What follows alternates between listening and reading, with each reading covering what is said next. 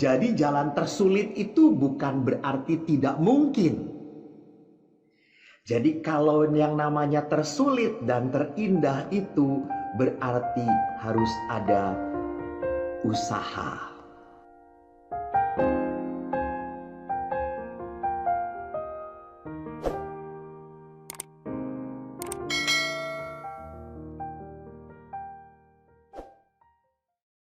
Saya mengajak Bapak Ibu untuk melihat kenapa pengampunan itu menjadi jalan tersulit, tapi toh terindah dalam hidup berkeluarga. Jadi menjadi jalan tersulit itu bukan berarti tidak mungkin.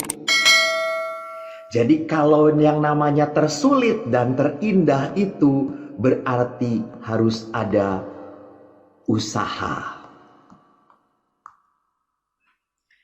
Jadi kita mengupayakan pengampunan itu bukan hanya semata-mata berkat karunia dari Tuhan, tetapi pengampunan pun adalah usaha manusia untuk membuka hati. Dan kita tahu bahwa pengampunan itu adalah sesuatu yang amat sangat mutlak terjadi dalam sebuah komunitas. Kenapa mutlak terjadi? Karena kita itu tinggal dengan manusia-manusia yang tidak sempurna. Kita tinggal dengan orang-orang yang hidup dalam kelemahannya masing-masing. Anda punya kelemahan, saya pun demikian, pasangan saya pun demikian. Saya ingat apa yang dikatakan oleh Bapak Paus Fransiskus. Tidak ada seorang suami yang sempurna. Tidak ada istri yang sempurna. Tidak ada anak-anak yang sempurna. Dan tidak ada orang tua yang sempurna. Dan tentunya Romo Eko sangat tidak sempurna sekali. Jadi kalau kita bergaul dengan kelompok orang-orang yang tidak sempurna, pengampunan adalah hal yang mutlak supaya kita tetap bisa mempertahankan komunitas. Entah itu komunitas keluarga, entah itu komunitas pelayanan, entah itu komunitas persahabatan, hanya bisa bertahan kalau ada pengampunan. Saya kok jamin itu. Jadi nanti kita bisa lihat kenapa orang sulit mengampuni, kenapa sampai akhirnya orang lupa untuk mengampuni gitu ya. Tidak berdaya. Tidak berdaya dalam pengampunan karena apa? Karena mungkin rasa pahit yang berkepanjangan. Maka saya berkata apa? Perkawinan itu menjadi berat karena hati kita berkarat. Jadi lihat, orang marah itu normal. Orang marah dan tersinggung itu normal. Tetapi marah, tersinggung akan menjadi tidak normal kalau sudah menjadi apa? Benci. Ini tidak normal. Maka tidak salah Yesus berkata, jangan pernah amarahmu kau selesaikan sampai matahari terbenam. Harus. Jangan kau biarkan amarahmu sampai matahari terbenam.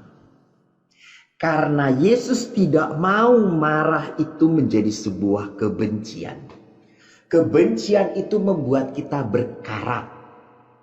Kebencian itu yang menyebabkan di dalam sebuah relasi akhirnya bukan relasi saling mengasihi, tetapi yang terjadi saling menyakiti. Jadi kalau saya sudah punya rasa benci, saya akan selalu lihat kapan dia lemah, apa kejelekan dia.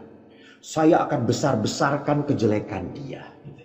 Jadi contoh gitu, kalau ada umat yang sudah ngerasani romone gitu ya, Weh Romo iki koyo ngene weh jengkeli banget weh ora pantes tenan. Orang itu sudah menaruh kebencian dalam hati dia. Jadi orang benci itu tidak akan pernah bisa melihat hal yang baik dalam diri orang yang dibenci.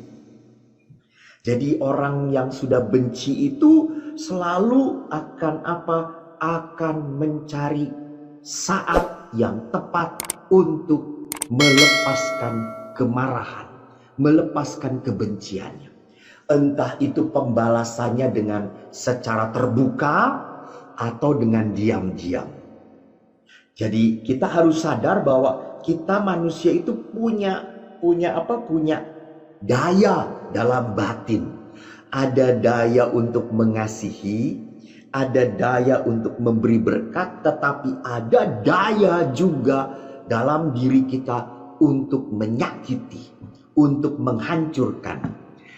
Saudaraku, tentunya daya seperti itu bukanlah daya dari Tuhan, bukan. Itu adalah daya dari lawannya Tuhan.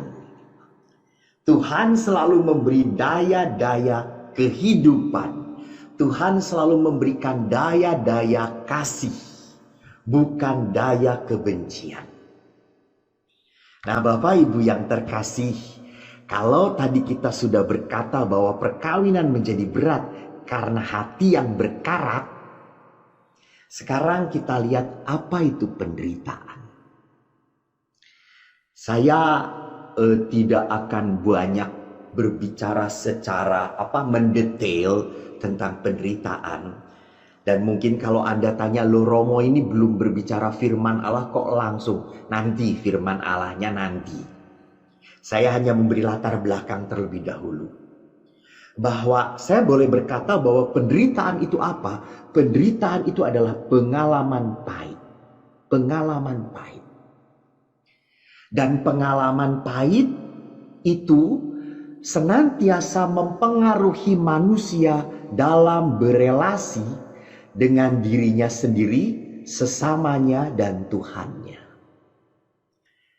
Jadi pengalaman pahit yang saya rasakan di hati ini kadang-kadang membuat saya membenci diri saya sendiri. Kadang-kadang membuat orang, kenapa kok saya ini seperti ini ya? Saya itu inginnya baik, saya itu inginnya menjadi orang yang sumeh, menjadi orang yang ramah, menjadi orang yang pemurah. Tapi kenapa kok saya selalu jadinya menjadi orang yang dingin, menjadi orang yang tidak ramah, menjadi orang yang pembalas, bukan pengampun. Ingat, Paulus pernah berkata bahwa kita selalu, roh itu selalu menginginkan hal-hal yang baik dan daging itu lemah. Kita melakukan kedagingan. Kita menginginkan yang baik tetapi yang kita lakukan tetap kedagingan. Kita jatuh lagi dalam kelemahan kita. Kenapa? Karena pengalaman pahit itu kita tidak olah. Jadi kalau orang tidak mengolah pengalaman pahit itu akan membusukkan hati kita. Maka di sini penting kesimpulan pertama adalah apa? Pengalaman pahit harus diolah bersama siapa? Kalau bukan bersama Allah. Nah, kalau ditanyakan pengalaman pahit macam apa yang bisa mempengaruhi kita? Pengalaman pahit dengan siapa yang membuat kita betul-betul berefek pada batin saya? Jadi kalau pengalaman pahit dengan orang yang jarang ketemu, tentu pengalaman lukanya paling-paling hanya sebentar gitu. Jadi kita akan mudah melupakan. Karena orang itu tidak berpengaruh bagi hidup saya. Maka di sini penting, kita akan sangat terluka oleh orang-orang yang berarti dalam hidup kita. Orang-orang yang kita sayangi. Orang-orang yang mempunyai hubungan batin batin dengan saya. Ini orang-orang yang bisa melukai kita. Maka kalau saudara-saudariku renungkan, siapa yang paling sulit kita ampuni dalam hidup kita? Orang yang paling sulit kita ampuni dalam hidup kita dulunya adalah orang yang kita sayangi. Dulunya adalah orang yang punya hubungan batin dengan saya. Dulunya adalah orang yang dekat dengan saya. Dulunya adalah orang yang saya percayai. Jadi saya sangat menerima, saya sangat sadar waktu saya bertemu dengan seorang gadis yang terluka oleh pacarnya. Pacarnya pergi begitu saja meninggalkan dia dan akhirnya berpacaran dengan sahabatnya. Istilah Mandarinnya Ciahopeng. Dia sangat sedih sekali, dia marah sekali. Dia sampai mengatakan maaf dikata. Dulu mengatakan sayangku, sayangku.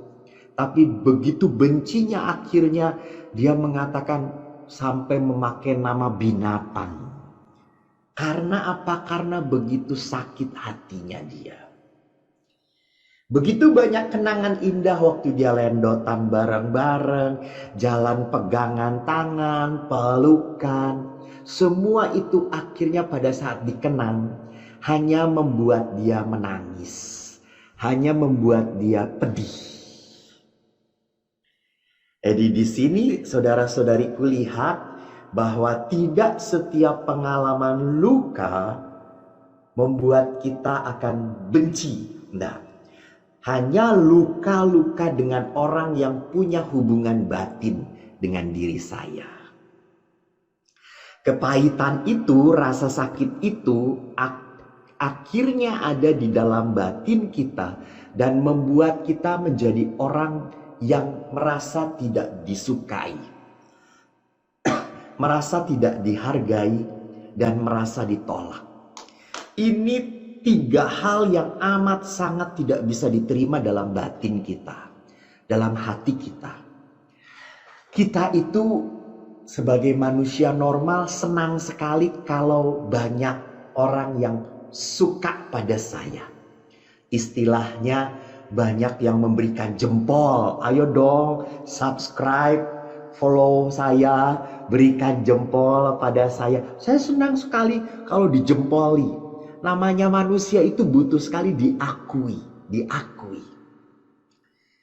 I like. Jadi kalau saya di like itu berarti apa? Berarti ada sesuatu yang dihargai. Berharga. Jadi ada connect antara disukai dan dihargai.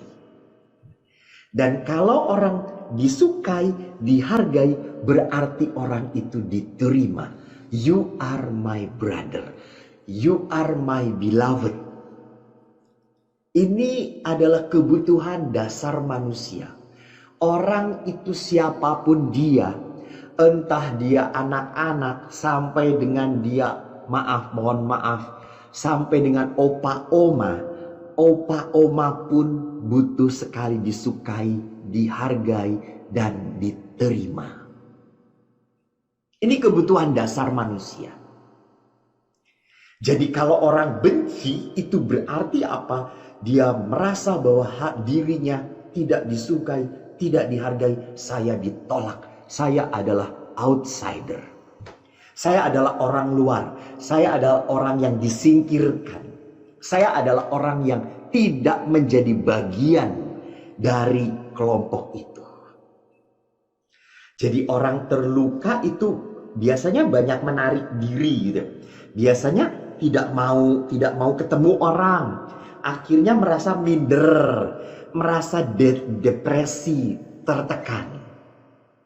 Siang tadi saya baru mendoakan seorang bapak yang waktu sebelum pandemi punya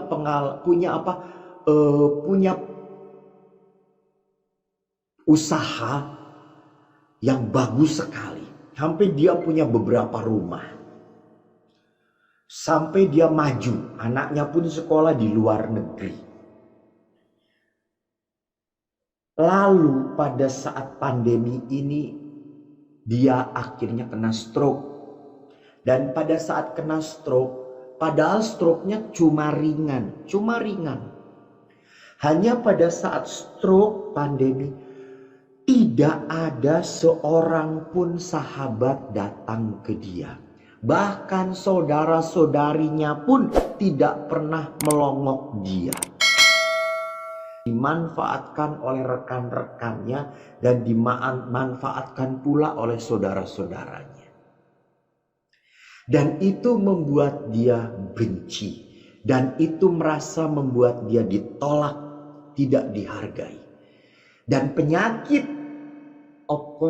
stroke yang ringan itu akhirnya menjadi berat. Karena dia tidak mau apa-apa. Berdoa pun malas, serasa Tuhan tidak memihak dia. Serasa dia ditinggalkan oleh Tuhan.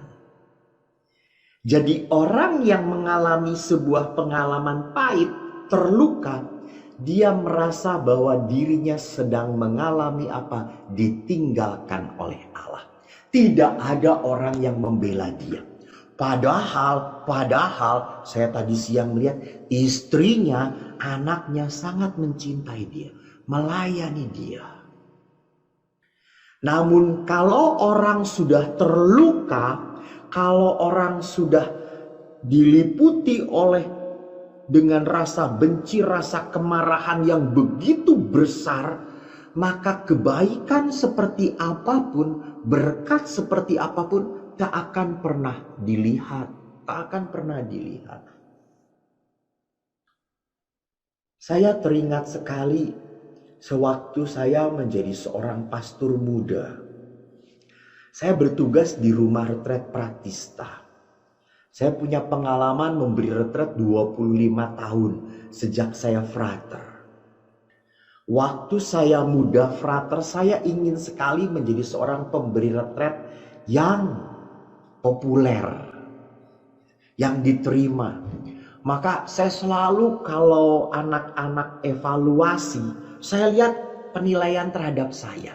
Saya akan senang kalau anak-anak itu puas. Saya senang dengan Frater Eko. Saya puas dengan pelayanan Pastor Eko. Saya merasa berarti.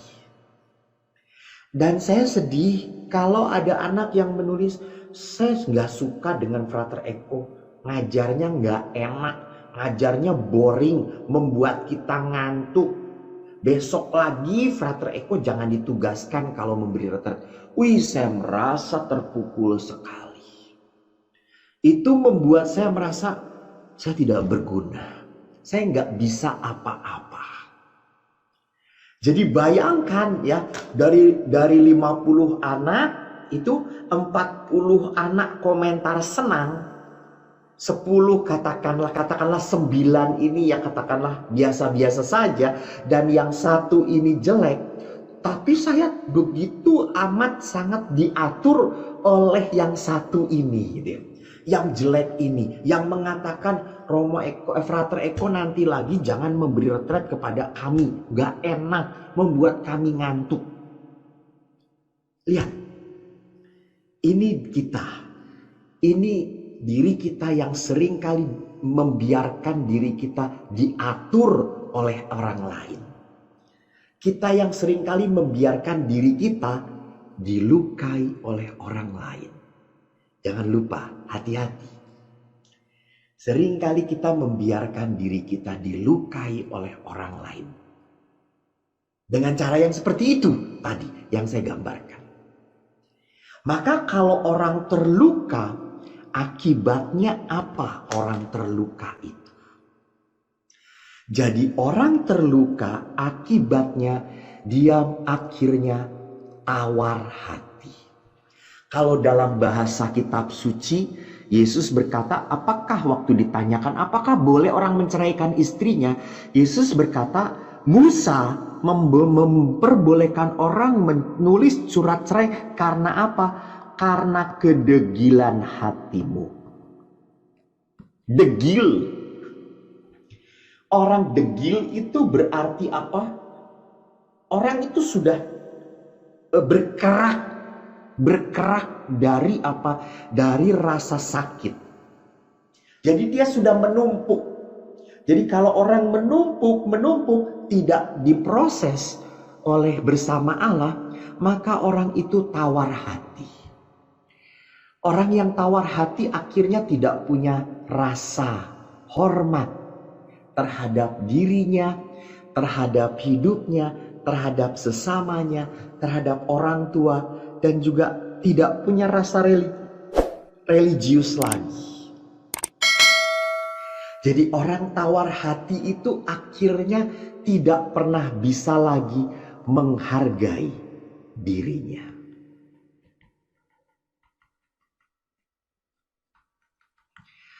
Maka ada orang akhirnya inginnya apa pada saat orang terluka, kadang-kadang akhirnya orang hanya ingin apa? Mati saja. Karena begitu beratnya dia mengalami luka itu. Maka kalau kita bisa lihat, orang seperti ini akhirnya hanya mengikuti perasaannya saja. Dia hanya mau dirinya sendiri, dia tidak mau diatur lagi. Dia sudah berkata, kasarnya, omong kosong, pret, semuanya pret. Maka orang-orang ini selalu sudah mempunyai apa? Sudah mempunyai a priori kalau apapun. Dan a priorinya pasti negatif. Jadi kalau ada orang yang sudah pernah jatuh cinta, berpacaran, lalu diputuskan, lalu akhirnya dia mencoba lagi untuk berpacaran, dia selalu berkata, paling-paling juga aku dimanfaatkan lagi. Paling-paling juga aku nanti disakiti lagi. Ini a priori. Jadi saudara-saudariku yang terkasih, kalau orang sudah terluka dan tidak mau mengolah, akhirnya dia selalu berpandangan negatif. Karena apa? Trauma. Karena trauma. Ini terjadi juga dalam keluarga. Banyak sekali istri yang trauma karena suami. Kemarin saya baru saja memberikan permenungan tentang Santo Yohanes Paulus di dalam sebuah lingkungan. Saya berbicara tentang spiritualitas Santo Yohanes Paulus. Santo Yohanes Paulus itu spiritualitasnya hanya 2, tidak banyak-banyak. Doa dan permohonan maaf, pengampunan. Jadi waktu kita bicarakan di dalam keluarga itu, mana yang paling berat? Doa atau pengampunan? Dan hampir mereka berkata yang paling berat adalah apa? Memohon ampun kepada pasangan. Dan yang paling berat pun apa? Mengampuni pasangan. Kita selalu berpikir kalau sudah diampuni jangan berbuat lagi ya. Saya waktu mendengar kayak gitu, kalau sudah diampuni jangan berbuat lagi ya. Kok enggak mungkin banget ya? Kok susah ya? Jadi pengampunan itu bukan berarti saya mau mengampuni kamu kalau kamu gak melakukan lagi. Ini bukan pengampunan. Pengampunan yang diajarkan Tuhan tidak pengampunan yang bersyarat. Pengampunan yang diajarkan Tuhan bukan saya memaafkan kalau kamu seperti yang saya mau. Itu bukan pengampunan yang diminta oleh Tuhan. Maka kalau kita kembali lagi sebelum kita berbicara tentang pengampunan, saya mau mengatakan bahwa luka tidak akan pernah hilang dengan sendirinya. Jadi saudara-saudariku, jangan pernah berpikir bahwa pengalaman pahit itu lama-lama juga akan dilupakan. No. Suatu saat akan muncul lagi. Di saat Anda diam sendirian, keluar lagi, terkenang lagi, sakit lagi, kecewa lagi. Saya ingat sekali waktu memberi rekoleksi ibu-ibu WK juga begitu gitu ya. Wah, Romo nanti pulang saya akan mengampuni pasangan saya. Saya akan maafkan dia. Kenapa? Karena toh bagaimanapun dia adalah anugerah dalam hidup saya. Dia adalah pemberian dari Tuhan untuk saya. Tapi pada saat pulang, ngelihat suaminya,